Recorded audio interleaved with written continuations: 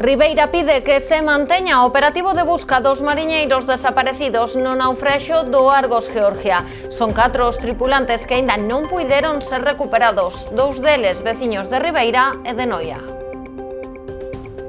Que tal? Moi boa noite. Os sobreviventes están dende onte en Galicia. De seguido lles ampliamos esta información, antes titulares.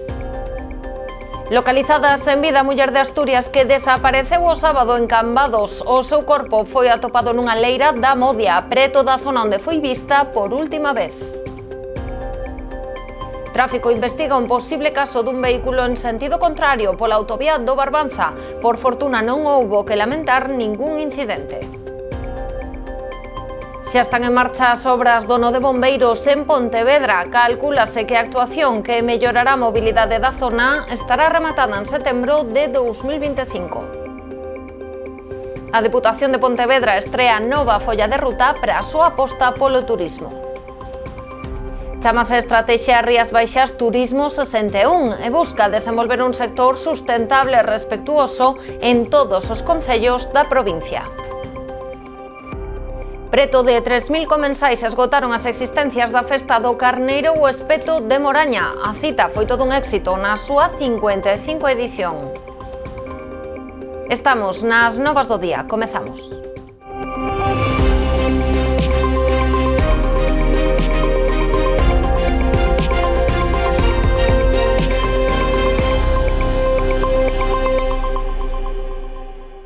O Concello de Ribeira pide que se manteñan as tarefas de busca dos mariñeiros desaparecidos no naufraxio do Argos Georgia. Recordemos que dos 4 tripulantes que aínda non foron localizados, un é veciño de Ribeira e outro de Noia. Onte ao mediodía aterraba en Lavacolla o avión fretado por Defensa cos sobreviventes do buque. 2 deles, tamén ribeirenses, tiveron que ser evacuados en ambulancia ata o hospital clínico, aínda que as lesións que presentaban eran de carácter leve. Xa están na casa os superviventes do naufraxio do Argos Georgia. O avión fretado polo Ministerio de Defensa aterraba onte a mediodía no aeródromo militar de Lavacolla. Ali os 14 tripulantes que conseguiron ser rescatados con vida foron recibidos polo delegado do Goberno en Galicia e a subdelegada na Coruña, así como o presidente da Xunta e o conselleiro do Mar. Tamén se desprazou a darlle a benvida ao alcalde de Ribeira, de onde son 3 dos superviventes. Nada máis tomar terra, 2 deles tiveron que ser evacuados ao hospital clínico para valorar o seu estado. O capitán José Saborido por unha suba de tensión, mentres que o primeiro oficial, José Ramón Hombre, ten unha vértebra afectada. 2 dos nosos veciños tiveron que pasar tamén polo Hospital Clínico de Santiago debido a causas leves. Nun caso era un tema dunha tensión que non eran capaces de controlar, en outro un problema cunhas vértebras, pero máis alá diso, sabendo que son cuestións leves, por fin podemos dicir que xa están na casa. Trátase de lesións que non revisten gravidade. Máis difíciles de superar serán as secuelas psicolóxicas tras pasar por esta experiencia tan traumática, na que faleceron 9 compañeiros e outros 4, 2 deles veciños de Ribeira de Noia, permanecen desaparecidos. Psicolóxicamente tamén os vin tocados, non? No sentido de que estaban aínda nesa situación de shock, onde un pouco como se estiveran aturdidos, non? É evidente que esa situación que viviron é de auténtico terror, de auténtico pánico, cuns ventos moi fortes e unhas ondas xigantes. Tiveron que estar máis de 20 horas en balsas ante as inclemencias dun temporal terrible e, por tanto, iso fai mella, non? Mentres tanto, nas Malvinas retomouse o operativo de busca para dar cos desaparecidos. Dende o Concello de Ribeira piden que se manteña a pesar do mal tempo, para dar descanso ás familias que aínda non puideron recuperar os seus seres queridos. Como alcalde, foi un día un pouco triste, porque sabemos que nese avión faltaba un dos nosos veciños. O querido Pichón, sabemos que está nunha situación de desaparición, e, por tanto, como administración seguimos demandando que nas Malvinas se siga rastrexando, que sigan poñendo medios para poder dar con él, non? Sabemos que neste momento hai un avión e máis un buque rastreando a zona e, por tanto, esperemos que nos próximos días podamos ter máis noticias, sabendo da dificultade do operativo, polo menos saber que se estivo e que se está facendo todo o posible para dar con él. En canto ás investigacións para determinar as causas do naufraxio, o delegado do Goberno en Galicia explicou que están en mans das autoridades británicas. Nas súas declaracións iniciais, os sobreviventes atribúen o afundimento a unha vía masiva de auga producida pola rotura dunha comporta no costado do Palangreiro. Hoxe, Pedro Blanco asegurou que España non se debe inmistir nas pescudas.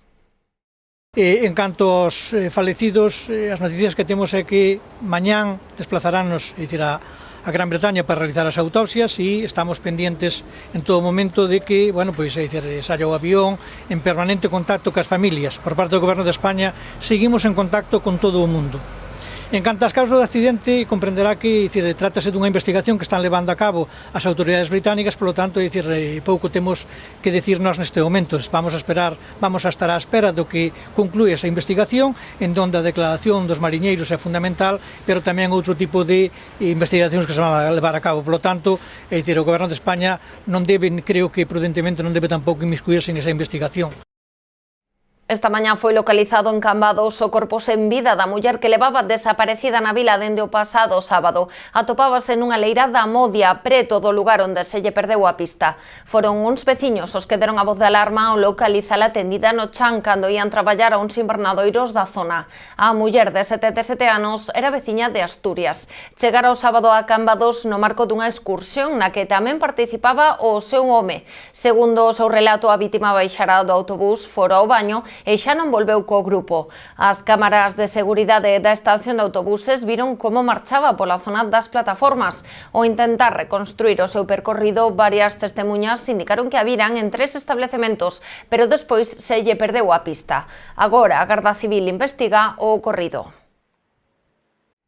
Gran susto que se levaron onte domingo varios condutores que circulaban pola autovía do Barbanza a altura de Boiro ao redor das 5 da tarde e que se atoparon cun vehículo que circulaba en sentido contrario, dirección Padrón. Por fortuna non houbo que lamentar ningún accidente, pero a Garda Civil de Tráfico investiga este suceso na busca dese posible condutor kamikaze.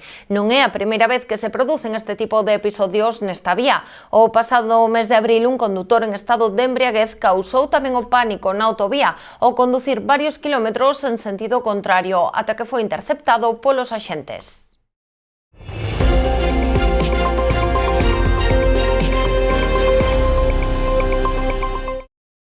Xa está en marcha as obras do nó de bombeiros en Pontevedra. Despois de anos de agarda, hoxe por fin comezaron os traballos que contan cun investimento de 9,9 millóns de euros. A actuación vai dirixida á remodelación do enlace de Pontevedra Norte coa P9 para mellorar a mobilidade e o fluxo dos tráficos.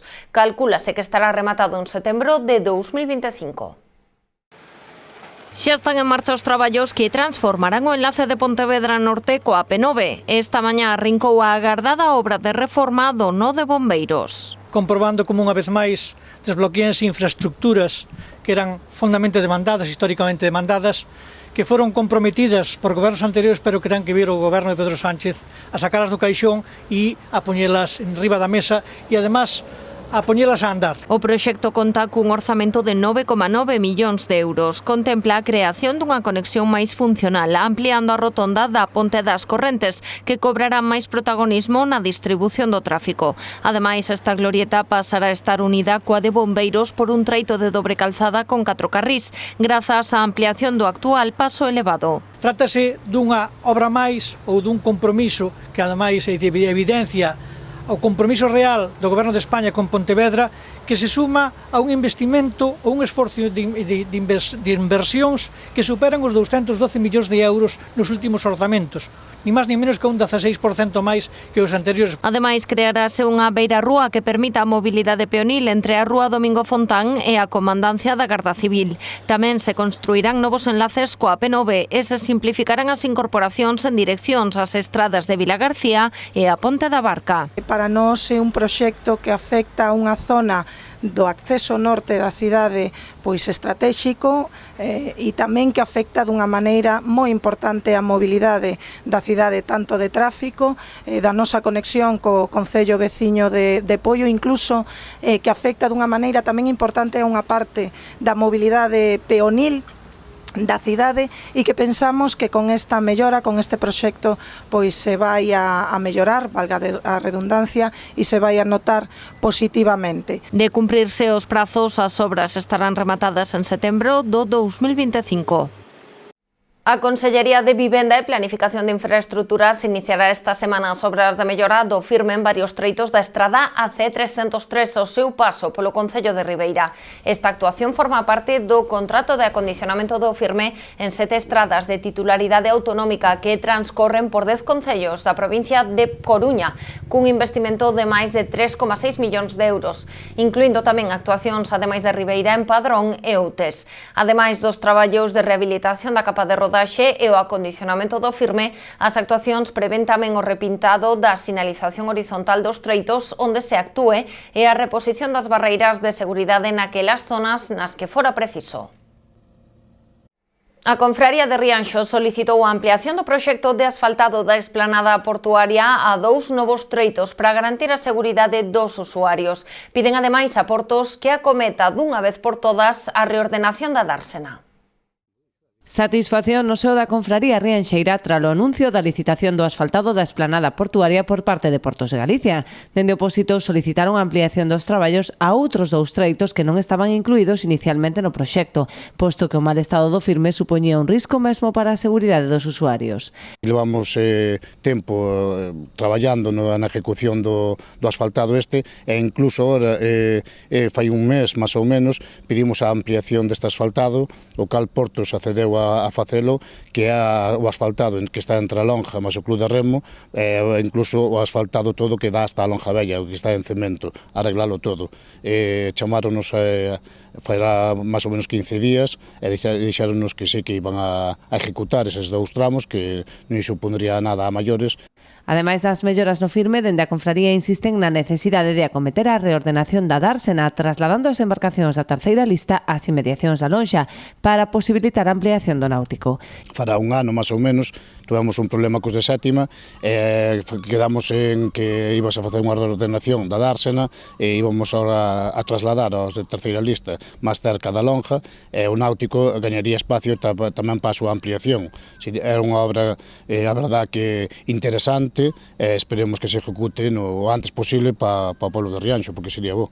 Agardan que Portos atenda as súas peticións e satisfaga unha demanda xa histórica da Confraría Rianxeira. Lousame aproba unha modificación de crédito de 100.000 euros con cargo remanente de tesourería para gastos xerais. Esta cantidade será empregada polo Concello como parte da achega municipal de 2025 o convenio asinado coa Xunta de Galicia para dotar de saneamento e depuración a 5 núcleos do municipio por un importe total de 1,1 millóns de euros. A actuación permitirá a construción dunha nova depuradora e garantir un sistema de saneamento e depuración de auga aos veciños dun total de 5 núcleos. A a Silva, as Quintáns, a Costa e Cruído, así como tamén as instalacións do Colexio Cernadas de Castro e do Polideportivo, o campo de fútbol e a piscina municipal. Facemos unha pausa para a publicidade, voltamos de contado.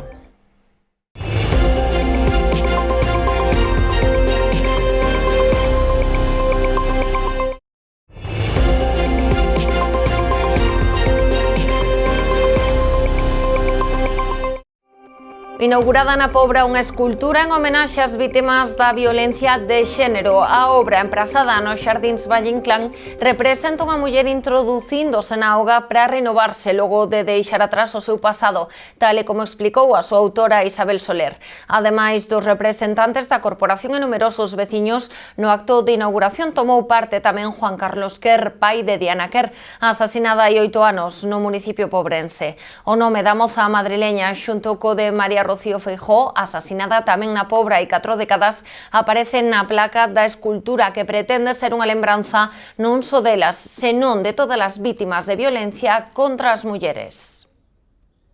A Deputación de Pontevedra estrea a nova folla de ruta para a súa aposta polo turismo. Chámase Estrategia Rías Baixas Turismo 61 e busca desenvolver un sector sustentable e respectuoso en todos os concellos da provincia.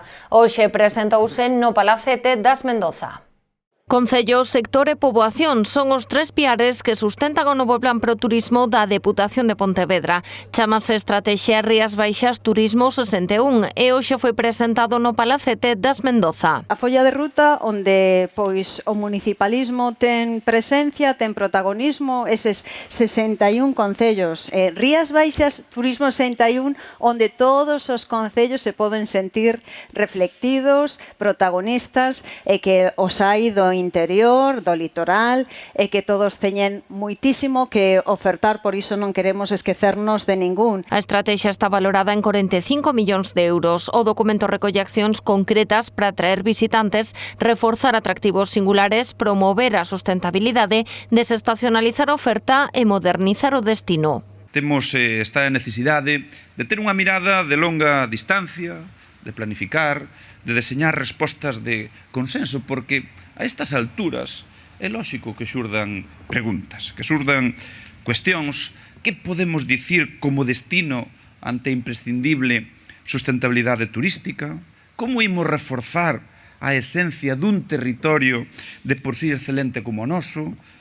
De que xeito se concilian calidade e cantidade? Así, a estrategia está estruturada en 5 eixos que engloban 42 liñas de acción e prevén máis de 225 actuacións concretas, co 2030 como horizonte. Son Rías Baixas Singular, Somos Rías Baixas Sostible, Rías Baixas Única e un quinto eixo relacionado coa innovación no destino centrado no reforzo da formación en competencias digitais. Obxectivo: que a calidade de vida Rías Baixas sexa o centro do destino.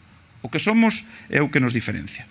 O turista xa non só quere vir aquí, quere ser de aquí durante a súa estancia e integrándose completamente na paisaxe natural e social das Rías Baixas. E, lóxicamente, os veciños queremos que os nosos modos de vida sigan a ser respetados, coidados e valorados. O obxectivo dende Deputación é consolidar e reforzar un destino que está a vivir un momento doce. Segundo López, os datos melloran as cifras do 2019, cun crecemento ata o 2023 de máis do 8%, algo que apuntou tamén o director da Axencia de Turismo de Galicia. Que sea un destino, agora mesmo dentro de Galicia, que medra por riba da media galega en 9 puntos. Vimos os datos do mes de xuño de ocupación hoteleira nos que Galicia medrou un 5,6% e a provincia de Pontevedra está nun 15%. Este novo plan foi redactado coas achegas do sector turístico. No acto da mañá tomaron a palabra 3 representantes: o chef Javier Olleros, de Culler de Pau, Lorena Varela, xerente da Ruta do Viño Rías Baixas, e Cesario Pardal, presidente do Clúster Turismo de Galicia.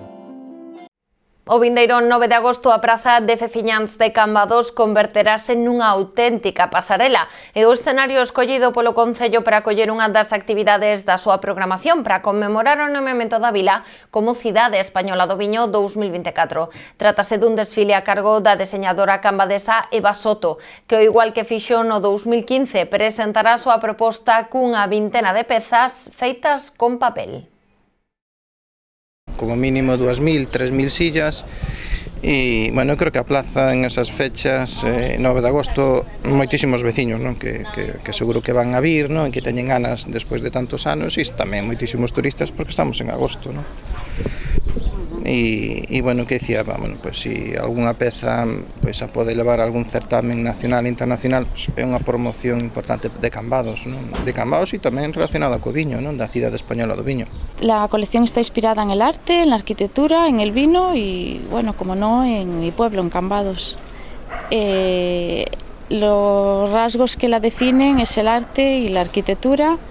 El vino aparecerá en cada una de las piezas en forma con imágenes, en forma arquitectónica, zonas así de Cambados que aparecerán reflejadas en pliegues, en formas.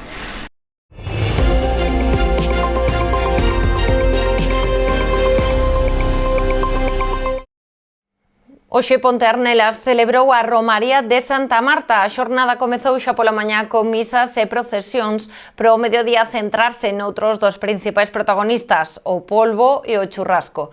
Pola tarde tomou o relevo a banda municipal de Ribadumia e xa pola noite a partir das 10 celebrarase a gran verbena a cargo das orquestras La Ola, ADN e Pontevedra. Mañá e pasado a festa continuará en Ponte Arnelas coa celebración de San Caetano e Nosa Señora de Lourdes. Desta volta as misas serán de tarde e pola noite haberá verbena. O intenso calor rexistrado durante toda a fin de semana non foi impedimento para que miles de veciños e visitantes gozaran da Feira Celta de Porto do Son. Foron moitas as actividades de animación e espectáculos que se desenvolveron durante os 3 días, con especial protagonismo para os pequenos da casa. Un cento de postos integraban o mercado castrexo da Feira Celta de Porto do Son, que foi, sen dúbida, un dos centros neurálxicos desta cita festiva, que congregou a miles de persoas no municipio sonense durante toda a fin de semana. Ataviados con vestimenta de inspiración celta, participaron nas numerosas actividades que ofrecía a feira, especialmente para nenos, con espectáculos de animación e obradoiros infantís. Os talleres de exhibición de oficios tradicionais foron outro dos principais reclamos, con réplicas de antigas máquinas. Ademais dos bufóns, orcos e demais personaxes que percorreron a feira, animando o mercado durante as 3 xornadas, destacaron as actuacións de gran formato. Lume, tambores e conxuros celtas fixeron das propostas nocturnas un auténtico espectáculo para os sentidos dos asistentes, que xa agardan a vindeira edición desta feira, convertida nun referente en toda Galicia. Esta fin de semana estivo de festa tamén o Concello de Moraña. A vila celebrou a edición número 55 da súa festa do Carneiro o Espeto. Nin as altas temperaturas conseguiron disuadir os asistentes, que un ano máis encheron a carpa gastronómica para participar do gran xantar popular. Para min é un orgullo que a xente o día de hoxe este aquí en Moraña. Para nós é un placer que a xente conozca Moraña e esta festa pouquiño a pouco danos a conocer por moitos ámbitos, xa non só do territorio autonómico, sino xa nacional. Xa moitas veces internacional. Hai un mes tamén tiña conocemento de que había lotes encargados desde bancos suizos tamén. Quere dicir que esta festa está collendo moito auge.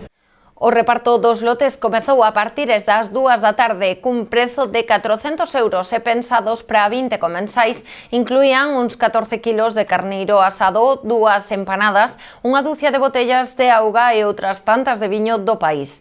Ademais dunha botella de salsa, café augardente e servizo de mesa. Unha vez máis a organización conseguiu vender todas as existencias. Non en van asistiron ao xantar preto de 3.000 persoas.